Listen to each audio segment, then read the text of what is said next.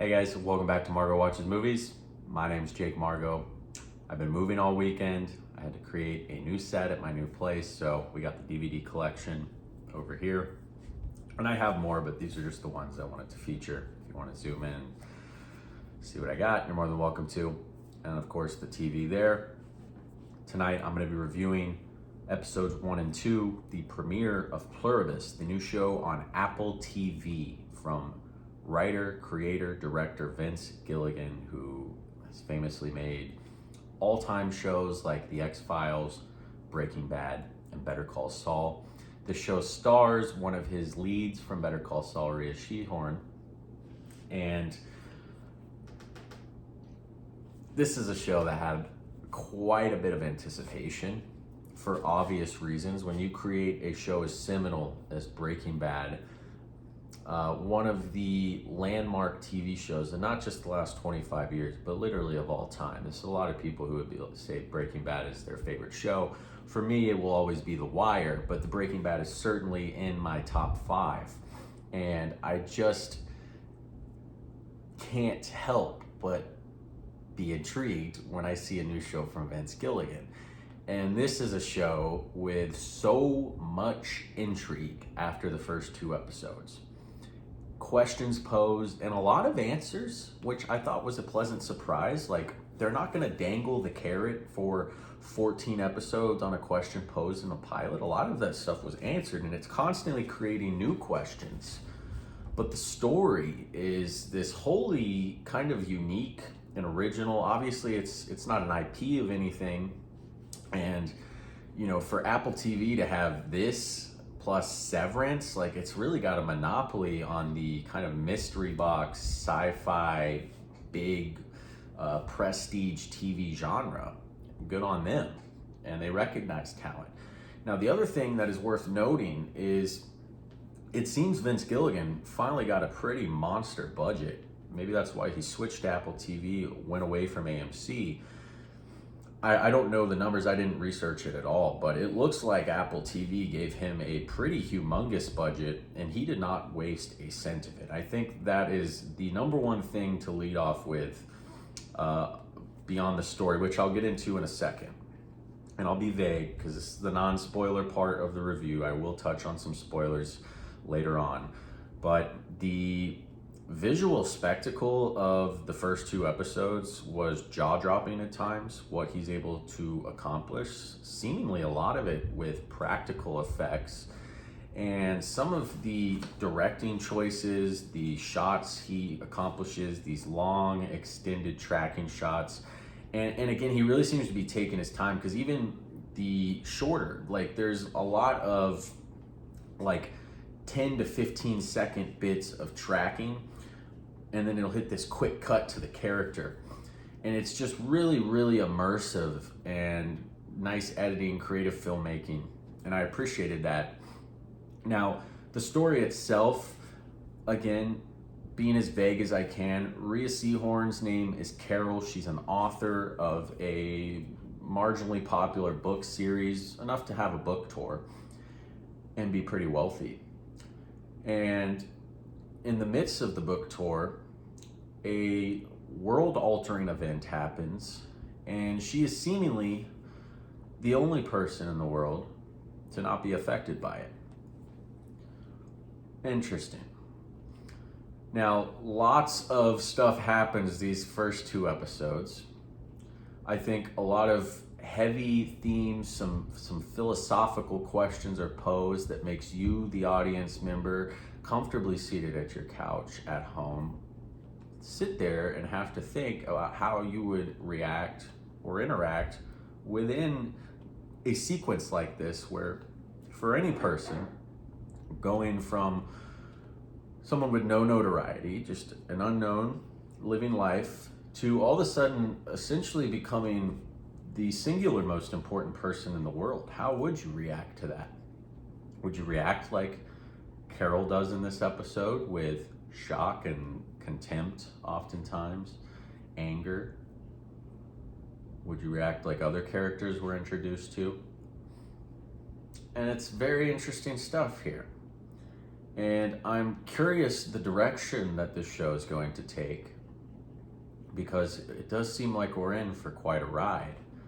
And some of those big, intriguing questions posed in the first episode are answered almost right away, which again, I applaud Vince Gilligan for that. While creating new questions and new intrigue, he's not dangling that carrot for extended bits, it seems. He's going to give us answers.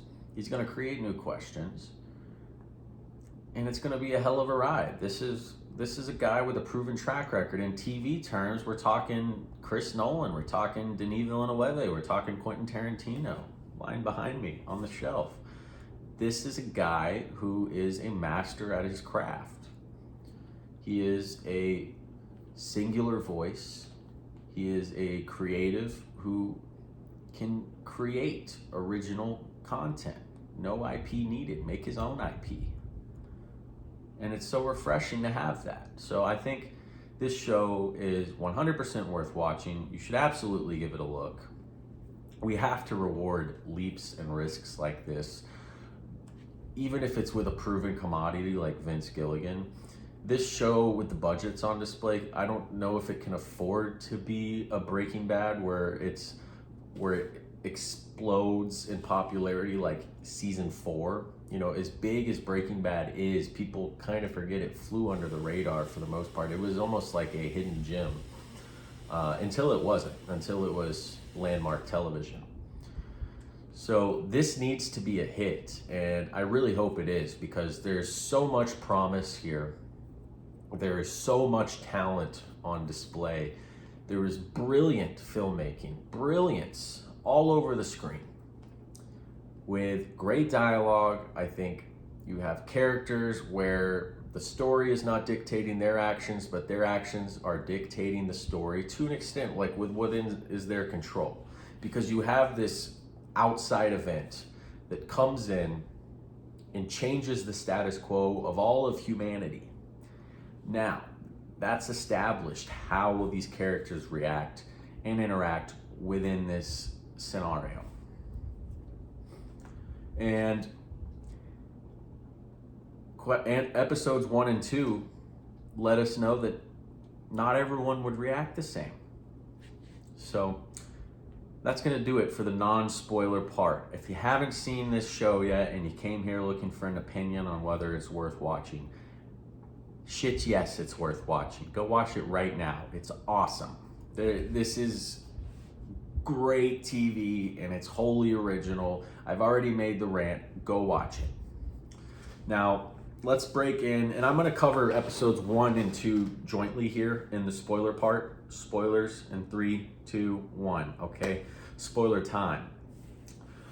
With what we're introduced to, you have this discovery made by astrologists 600 million light years away of seemingly an RNA-coded message.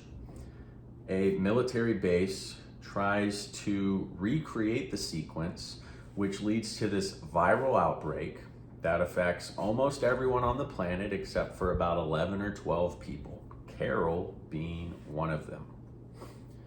And it's interesting in the fact where what this virus seemingly does is creates this collective hive mind with all of humanity, where they call themselves we. A singular person would be talking, saying, "We believe, Carol, you should do this." She's talking to one person. So it's all of humanity is on the same wavelength. They all share the same consciousness, memories, skills, traits. So you get these really cool kind of sequences, especially in the second episode, where you're seeing everything working in perfect unison, this symmetry of roles, this synchronized workspace. It kind of feels like, in certain aspects, the world could be better for it, but then you learn other things, like what the cost of that was, the death toll, 900 million, give or take, lost as people, because what happens when this breakout comes is these people start seizing. So, like anyone in a car, anyone in a plane, any type of traveling, like people are screwed in that sense. Carol's manager, who dies during the seizing, we're not sure why she passed and others were able to make it, and others, were there others like her that died not from like an accident? I don't know. We do get a little bit more of an answer to that. Is Carol the one that spawned her death? Because we see in the second episode when she loses her temper at this new character who is called Raban. She's like this female version of the protagonist from her book series. When she gets furious with this Raban character, speaking for the collective, as she's trying to bury her friend, she causes a seizure again. And Raban, and as she like runs through parts where people were doing work and seeing all of them kind of seizing, like for some reason, negative emotion, vitriol, rage, hatred, wrath, expressed in the direction of these hive mind people, causes a reset of a sense where they go back into their seize mode. And that's an interesting concept. And it's interesting to find out that Carol killed about 11 million people for having, honestly, a justified temper tantrum about it. And a temper tantrum, that's a poor choice of words.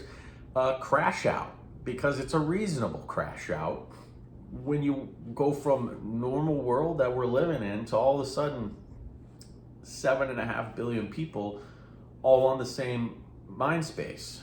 All right, Apple TV, thank you. Thanks. It was paused for a reason. So there's Raban, by the way, pictured. That's Carol. Raban on the left, or the right, whatever. So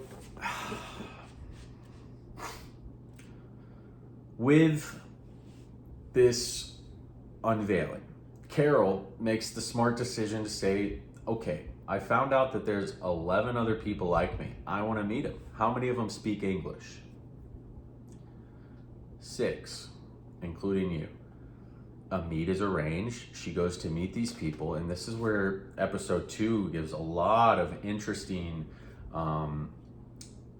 philosophical questions on how people would react in this world.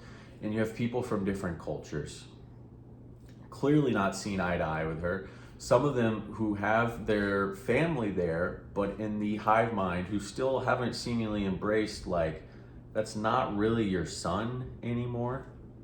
That's the whole world. Like, your son is gone. But the mother is unable to accept that because, at the same sense, the son is still there. He's just everyone now. Like, this is weighty stuff. You have another gentleman who, as everyone flew to this meeting spot, requested Air Force One, the presidential plane of the United States of America, and they give him that. And you can see him kind of embracing this catering that these collective do to these people, because they don't understand why they didn't turn with them. And their mission, their goal, is to attract Carol and the others into the hive mind. And until they're able to do that, they will treat them like royalty. So this guy, who I thought was the most interesting view of this, has gone full debauchery, where he has models on models. You can assume he's having sexual relations at the drop of a hat on his very whim. He's eating the finest foods. He's going to be staying in the finest places, and he seemingly enjoys this new landscape of the world, even though 900 million people died. He went from probably a collective nobody to now being, in his mind, the most important person in the world. And it's a very interesting spin on that. It's a very heavy, interesting material there. So, I mean, all this stuff aside, I really don't know what the end point of this show is. We know that they want Carol to join. We know they want the others to join. One of the people who are unique even expressed wanting to join the hive mind, being intrigued by it. So you have all of these different desires and reactions to this type of scenario. It's just very interesting stuff, with the fabulous set design, with the remarkable performances, direction by Vince Gilligan, the writing by Vince Gilligan, great dialogue. This is just an all-around must-watch show. It's heavy prestige. It really doesn't get much better than this from like a sci-fi water cooler type of show. And when I say water cooler, type of show where everyone's talking about it at work the next day. This could be one of those shows. I hope it's a hit. Overall, first 2 episodes are an easy 9 out of 10 for me, just with the intrigue created, with the world on display, the talent there, the money on the screen, everything is working. And the pilot was just remarkable, honestly. It was a fantastic pilot. I might even bump the score up to like a 9.3 out of 10 for these first 2. So I think that's where I'll settle. I want to know what your guys' thoughts are. You got any theories on where this show's heading, or do you feel like a lot of those questions were answered? I'd like to know the other people who don't speak English, how they're reacting to this, and maybe we'll get the classic Vince Gilligan, like, you know, in Breaking Bad, you'd have like a 10-minute intro to a character that you didn't really know what it was doing, and then it ties in at the end of the episode. Maybe we'll get some stuff like that, who knows? But I'm all the way in. I am all the way in on this show. I cannot wait for episode 3. I'm so glad we're going from the lowdown to this show. What a time for television. This has honestly been a great year for television. Severance, Andor, The Pit, The Lowdown, now Pluribus. Great year for TV. So all in all, guys, I'm excited. I hope you're excited. I'll be reviewing this every week on Friday. You don't move every weekend, thank God. So, but yeah, this is Margo Watches Movies. My name's Jake Margo. Thank you for tuning in, guys. I really appreciate the new subscribers, the guys who have kept returning, the commenters, the likes. So, appreciate it all. Until next time, that's it.